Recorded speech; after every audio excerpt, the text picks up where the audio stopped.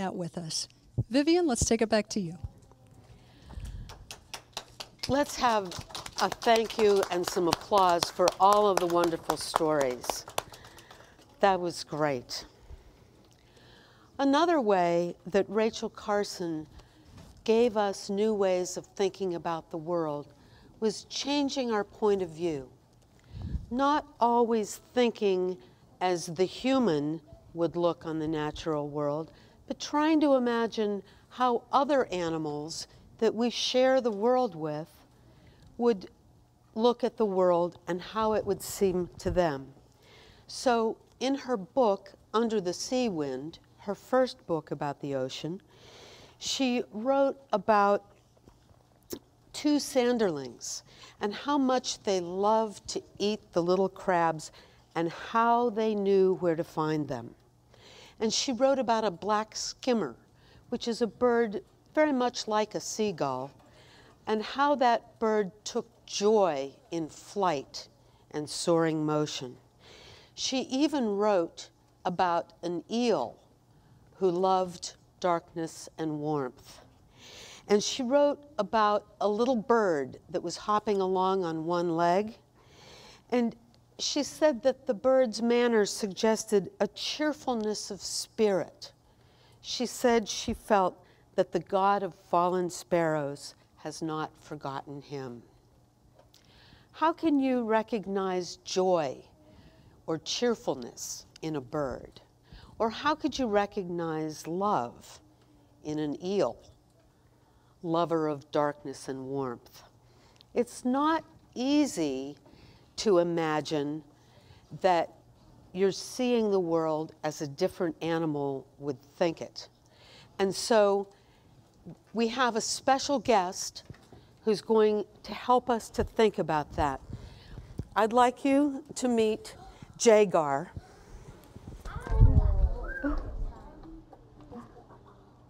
Jagar is a barn owl. He lives here at the academy. His parents had a hard time with parenting, and so the people at the academy became his family. And so he can't go back into the wild now because he thinks a little bit like people. So we thought he was a good owl to help us think like an owl. If Jagar could answer your question, what question would you like to ask? Or what question do you think that Jagar would like to ask you? Who has an idea? Let's have all the way in the back. Stand up, please. Can we touch it? Unfortunately not. He doesn't like to be touched. How do we know that Jagar doesn't like to be touched, since we're talking about how we can understand an animal's emotions? I promise not to touch you, Jagar, honest. But he tends to fly when you try to touch him, which tells us that he probably doesn't like that. That he's wanting to get away. Tracy, we have a question over here. Oh, you have this one? How do he live? How does he live? Like, where does he live? Yes. Where does he live? Yes.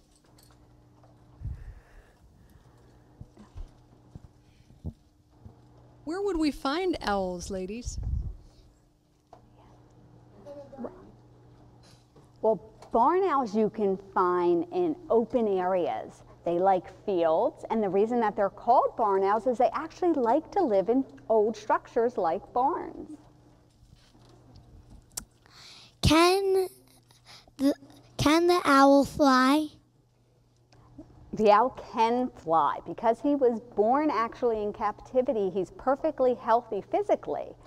And what Ms. Vivian was saying, he actually thinks all of you guys are barn owls. How about that? He's looking at me like he thinks I'm a barn owl. What's your question for our owl or for Miss Jackie? How old is he? Oh, that's a great question. How old is he? He is actually over 15 years old. So he's up there in age. What's your question? What happened to his parents? Oh, that's a great question. We actually have animals here at the Academy to help teach people. And so both of his parents actually had wing injuries, and that's why they were here at the museum, because they couldn't fly anymore. And so they, lived here, but they had a couple of eggs. And so from those eggs, Jagar came. Did any of the other eggs hatch? You know what? They actually laid 2 what we call clutches. So in the first clutch of eggs, only Jagar survived, because like we were saying, they weren't really good parents.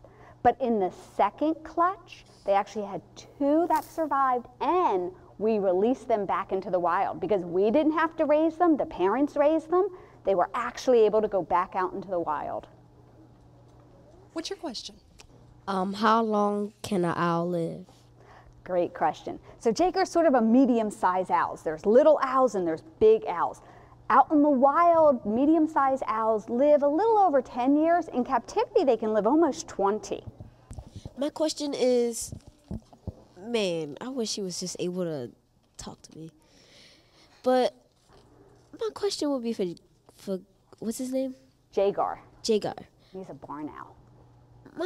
My question would be, how does it feel to soar through the sky freely as can be? Like, it's amazing. Wow. Like, So really. can I put that question back to you? How do you think Jagar would answer that question? I guess he'd say, like, it feels so miraculous just to be free and to live wonderful and to just see everything, all the sights. Oh, that's a great answer. Let's try that. Let's, everybody, spread your wings and close your eyes so that you can imagine that you're up there at the top of that ocean of air that Rachel Carson was writing about. And if you turn one way, you'll turn to one side. If you lean the other way, you'll turn to the other side. Stretch your wings out as far as you can.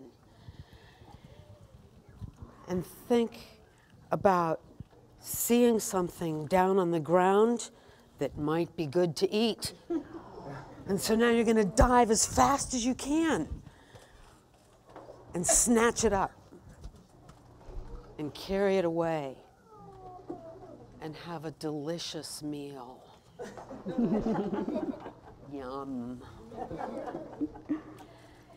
One of the things that Rachel Carson would point out to us is that we put out a lot of poisons to get rid of creatures that we think are pests because they compete with us for our food supply.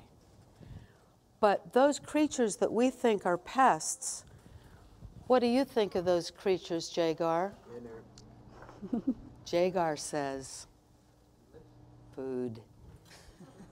So if we had more barn owls, we wouldn't have so many pests. Well, how about a big round of applause for Jagar and for Jackie as well? All right. Thanks for visiting us, Jagar. Rachel Carson wrote in The Sense of Wonder that she felt sincerely that it was not nearly so important to have knowledge as to have feelings, to have emotional responses. That the feelings that we had towards Jagar with us here this evening were more important than any facts that I could have stood here and given to you. Well, it's not every day that you get to talk to an owl. How much fun was that? Before we wrap up the program, Vivian, any final thoughts for us? I'd like to give the last word to Rachel Carson from Silent Spring. We stand now where 2 roads diverge, but unlike the roads in Robert Frost's familiar poem, they are not equally fair. The road we have long been traveling is deceptively easy, a smooth superhighway on which we progress with great speed, but at its end lies disaster. The other fork of the road, the one less traveled by, offers our last, our only chance to reach a destination that assures the preservation of our earth. The choice, after all, is ours to make. If, having endured much, we have at last asserted our right to know, and if, knowing, we have concluded that we are being asked to take senseless and frightening risks, then we should no longer accept the counsel of those who tell us that we must fill our world with poisonous chemicals. We should look about and see what other course is open to us. Thank you.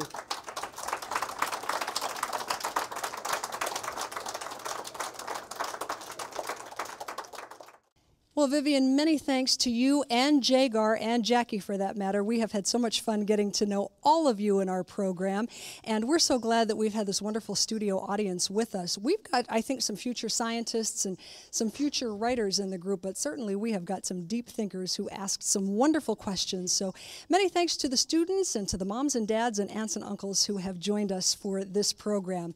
We want you to know that Humanities on the Road is a collaboration of the Pennsylvania Humanities Council and the Pennsylvania Cable Network, and we want to make sure that we thank the Philadelphia Academy of Natural Sciences for hosting such a wonderful event. If you'd like more information on the program, on the Humanities Council, we would encourage you to check out the website. It's humanitiesontheroad.org, and there are lots of neat things there. You'll find some bonus footage, and you'll find some interviews, and you can really continue the conversation that we have started with this program. So we'd encourage you to check out the website, find out where we're headed next, and what we are learning along the way. Again, we have had so much fun learning about Rachel Carson and nature's treasures with Vivian Schaefer. I'm Tracy Matisak. Thanks for joining us. See you next time.